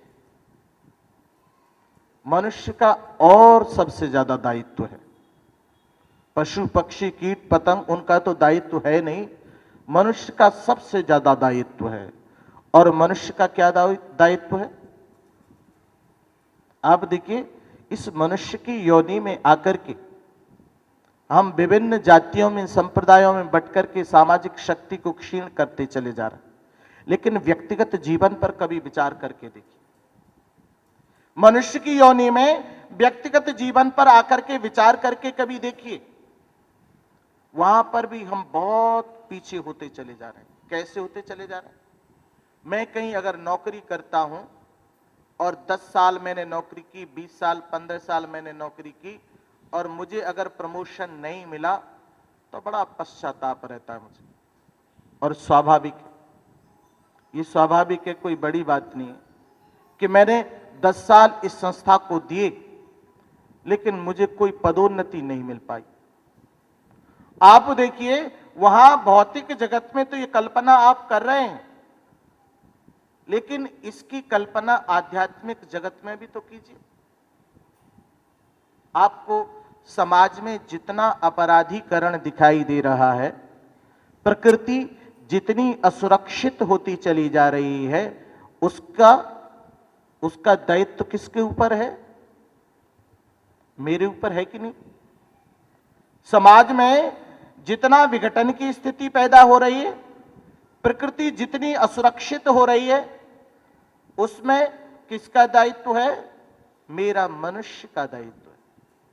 और वो कहां? मैंने भौतिक जगत में तो पदोन्नति की बात कही, लेकिन आध्यात्मिक जगत में कभी मैंने पदोन्नति की बात नहीं कही। आध्यात्मिक जो जगत है वहां भी तो पदोन्नति होती है कि नहीं? जैसे भौतिक जगत में पदोन्नति है, वैसे आध्यात्मिक जगत में भी पदोन्नति। मानव से भी कुछ ऊपर उठ सकता है कि नहीं उठ सकता व्यक्ति? आप देखिए, मानव से भी कहां उठेगा? देवत्व की तरफ बढ़ता चला जाएगा।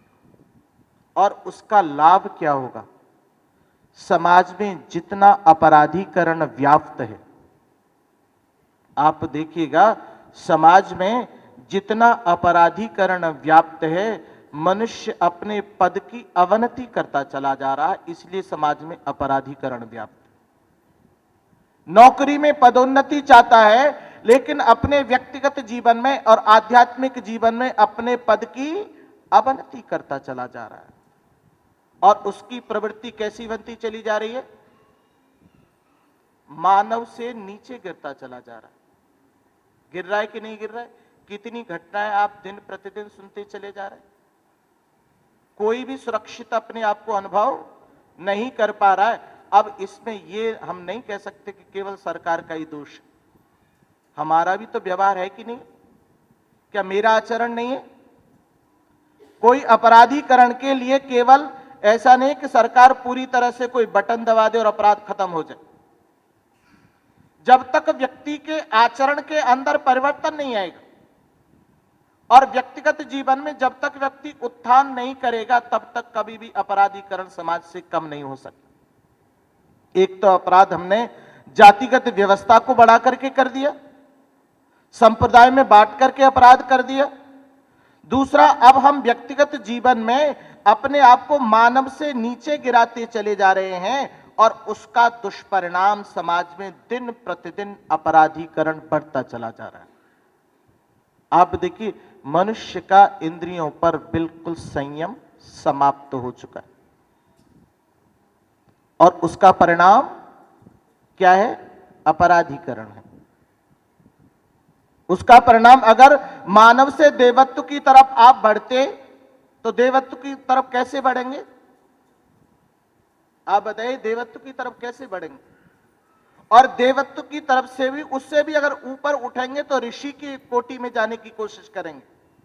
मानव ये प्रमोशन उन्नति कर सकता है कि नहीं कर सकता है? कर सकता है। लेकिन हमने कभी भी उस पर विचार बिल्कुल नहीं किया। और देखिए, एक बार 3 लोग, दानव, मानव और देवता, एक उपनिषदों में प्रसंग आता है, तीनों के तीनों एक ऋषि के आश्रम में गए। ऋषि के आश्रम में गए। प्राचीन काल में व्यवस्था थी कि ज्यादातर लोग क्या करते थे? ऋषियों की शरण में चले जाते थे और उनसे कुछ ज्ञान प्राप्त करके आया करते थे, कुछ सीख करके आया करते थे, शिक्षा लेकर के आया करते थे। तो तीनों चले गए और एक दानव था, एक मानव था और एक देवता था। दानव, मानव और देवता। और तीनों ऋषि के पास जब पहुंचे तो जाकर के विनम्र निवेदन किया कि महाराज, हम कुछ आपसे सीखने आए हैं। क्या करने आए हैं? सीखने आए हैं। और आप देखिए, कितने भी प्रवचन सुन लो, जब तक आचरण में नहीं आएगा तब तक आप किसी को सिखा नहीं पाओगे। दैनिक यज्ञ कर लो, सुबह शाम कर लो, दोपहर को भी कर लो, अगर आचरण में नहीं उतारोगे, चाहे पूरे दिन यज्ञ करते रहो, कोई आपको लाभ नहीं होगा। 5%, 10% लाभ होगा। लेकिन अगर आचरण में उतारोगे, घर में देखिए, आपके आचरण को जब बच्चा देखता है तो बच्चा आपके आचरण से क्या करता है? सीखता है। और आप जिस तरह से व्यवहार कर रहे होते, कुछ मत बोलिए, आप संध्या करना शुरू कर दीजिए घर में। किसी बच्चे को मत बोलो कि संध्या किया करो, और आप संध्या करना शुरू कर देंगे तो क्या होगा? आपके बच्चे भी धीरे धीरे संध्या करना शुरू कर देंगे। मुझे याद है, मेरी माताजी जब संध्या करती थी तो मेरी बेटी 4-5 साल की थी, और जब दादी को देखती थी कि आंखें बंद करके दादी बैठी हुई है, तो बच्चे शरारती होते, जाकर के दादी की आंखों को जबरदस्ती खोलती थी और धीरे धीरे पूछती थी कि दादी क्या कर रही है। तो माताजी संध्या करने के बाद उसे बताया करती थी कि मैं संध्या कर रही हूं। और कुछ दिन बाद 10-20 दिन बाद वो दादी के साथ बैठना उसने शुरू कर दिया। तो इसलिए आचरण सबसे ज्यादा व्यक्ति को शिक्षा देता है और सिखाता है। उपदेश ज्यादा नहीं सिखाता। उपदेश से आप सुनते तो हैं, क्षणिक मात्र आपको अच्छा भी लगता है, लेकिन उससे भी लाभ तब होगा जब उसको आप आचरण में उतारेंगे। तो वो तीनों के तीनों लोग, दानव, मानव और देवता, ऋषि के चरणों में चले गए और बोले कि हम कुछ शिक्षा प्राप्त करना चाहते। तो ऋषि ने कहा कि कुछ दिन आश्रम में रहो। ऋषि लोग जानते थे कि ये गृहस्थी हैं, इनका खान पान भी शुद्ध नहीं है, इनका रहना, जो जीवन की गतिविधियां वो भी शुद्ध नहीं है। आश्रम में रहेंगे तो कुछ दिन इनकी खान पान में शुद्धिकरण होगा, तो बहुत सारी चीजें तो इनको स्वतः सीखने को मिल जाएंगी। तो वह ऋषि के पास जब रहे, ऋषि ने कहा कि यहां रहो, फिर मेरे से मिलके जाना। काफी दिन रहे और उसके बाद जब चलने लगे तो चलो ऋषि के पास चलते हैं, और उन्होंने कहा था कि मिल के जाना। तो तीनों के तीनों ऋषि के पास गए और हाथ जोड़ करके खड़े हो गए कि महाराज, आपके आश्रम में रह करके हमने बहुत कुछ सीखा। क्योंकि खाने को कैसा मिलता था? शुद्ध खाना मिलता था, कोई तामसिक वृत्ति का भोजन नहीं था, और वहां व्यवहार भी, आचरण भी कैसा था? सात्विक आचरण था। तो उन्होंने कहा कि बहुत कुछ हमने आपके आश्रम से सीखा है, लेकिन आपने हमें कोई शिक्षा नहीं दी। तो उन्होंने कहा कि ठीक है, कोई नहीं, मैं आपको शिक्षा देता। उन्होंने मानव को बुलाया, देवता को भी बुलाया और दानव को भी बुलाया, और तीनों को अलग अलग बुला करके क्या बोला? द अक्षर बोला। क्या बोला? द। अब तीनों जब वहां से ऋषि के पास से आकर के आपस में मिले, तो तीनों ने आपस में किया कि क्या बोला है? तो बोले कि मुझे तो द अक्षर बोला है। मानव से पूछा गया, उसने भी कहा कि मुझे भी द अक्षर बोला है।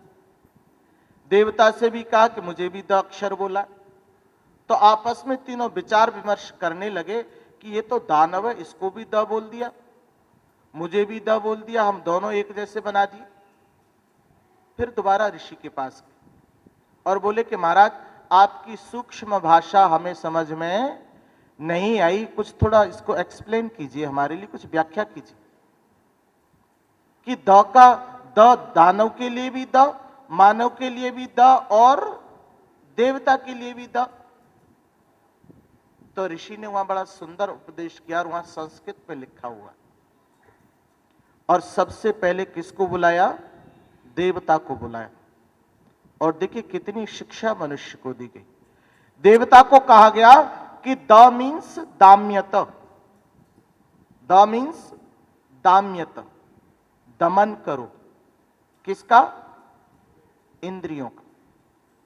कह रहे हैं कि अगर आपको देवता बनना है तो क्या करना पड़ेगा? इंद्रियों का दमन करना पड़ेगा। आप देख लीजिए, विचार करके देखिएगा, जितना कुछ भौतिक जगत में व्यक्ति घूमता है, जितना कुछ पापाचरण की तरफ बढ़ता है, उसमें इंद्रियों की बहुत बड़ी भूमिका होती।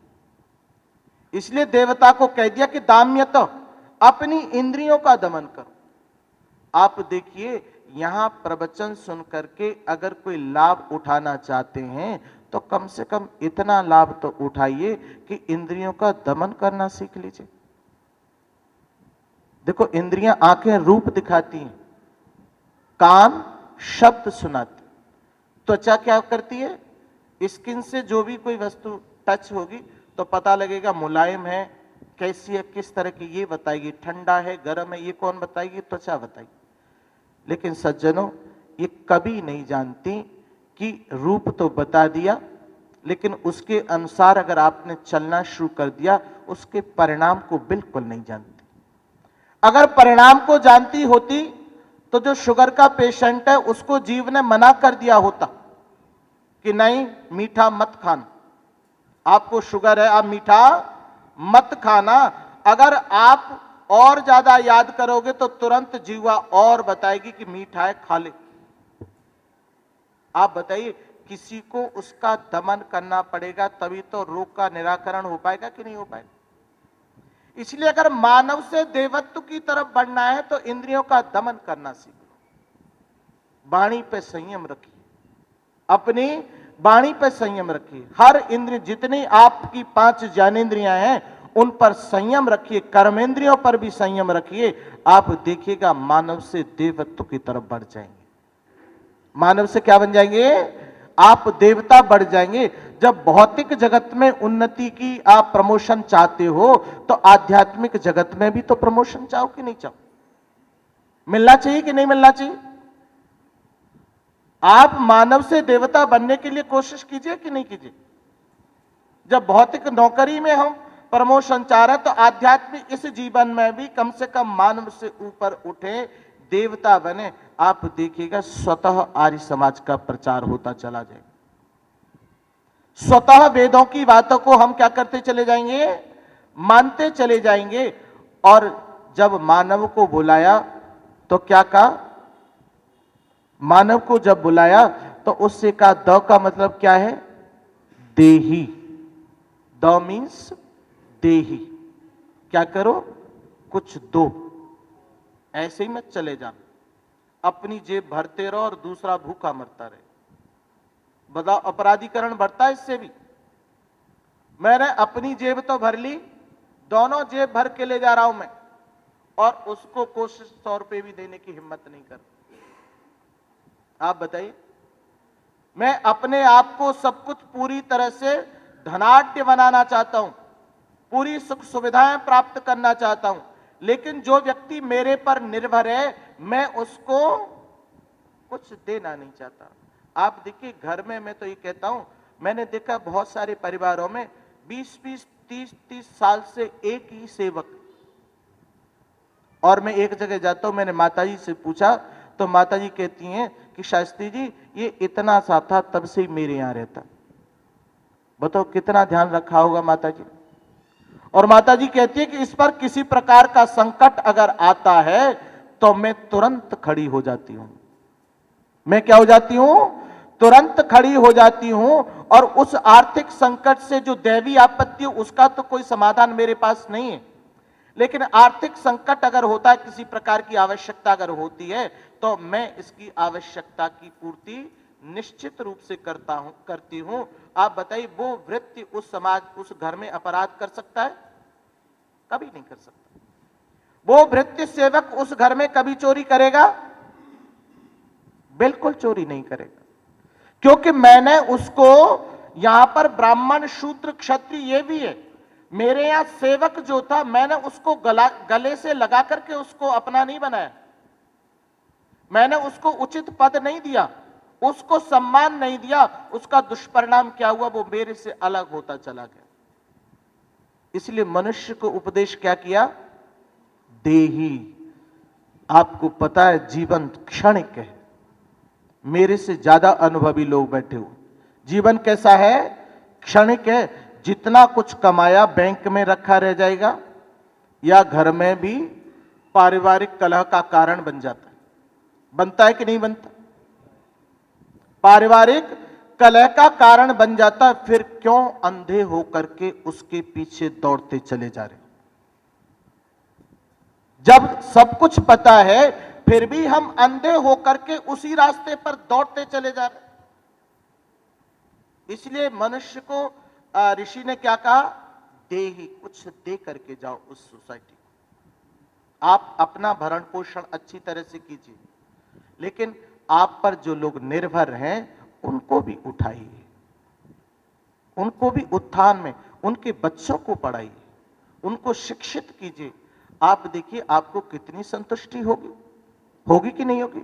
जो आपने स्वादिष्ट भोजन खाया, शास्त्रों में कहा गया है कि अगर स्वादिष्ट भोजन को अकेला खाता है तो वो अपराधी है,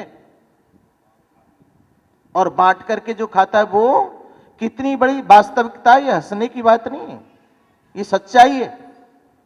और जब बांट करके उसी भोजन को खाते तो ये क्या है? संतुष्टि हमें प्राप्त होती। और आगे क्या कहा? क्या है जी? हाँ, मंत्र लिखा हुआ है।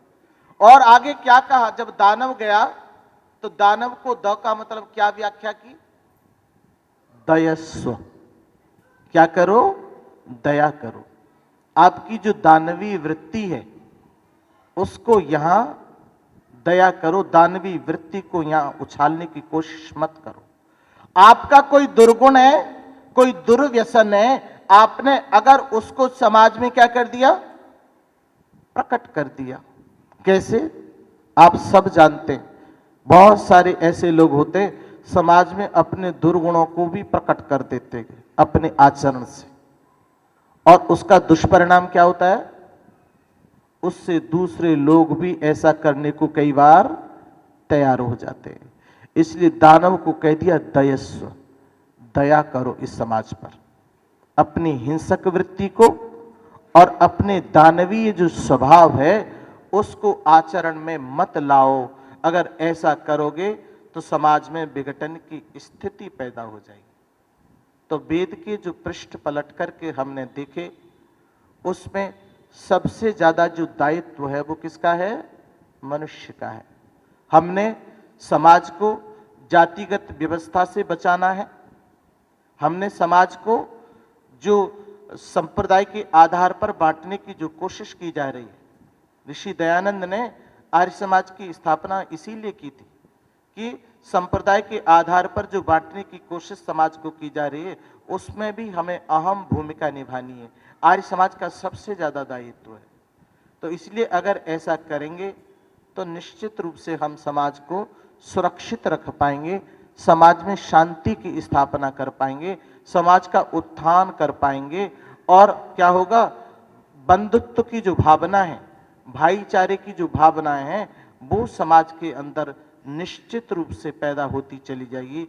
तो इसलिए वेद हमें सबसे ज्यादा दायित्व दे रहा है और उसका निर्वहन हम सब लोगों ने मिलकर के करना है, तभी लाभ है। नहीं तो ये प्रक्रियाएं निरंतर चलती रहेंगी और ऐसे ही जीवन चलता रहेगा, लेकिन कोई लाभ देखने को नहीं मिलेगा। इत्योम शम। ॐ द्यौ शान्तिरन्तरिक्षं शान्ति पृथिवी शान्तिरापः शान्ति ओषधयः शान्तिः वनस्पतयः शान्तिर्विश्वे देवा शान्ति ब्रह्म शान्ति सर्वगं शान्ति शान्तिरेव शान्ति सामा शान्तिरेधि। ॐ शान्तिः शान्तिः शान्तिः। जो बोले सो अभय। वैदिक धर्म की जय।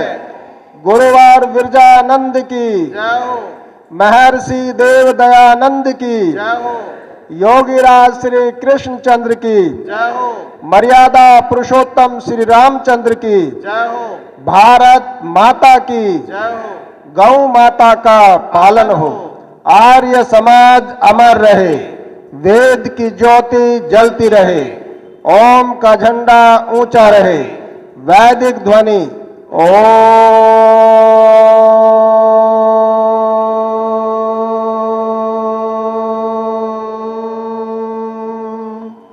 आर्य अभिवादन सभी को सादर नमस्ते।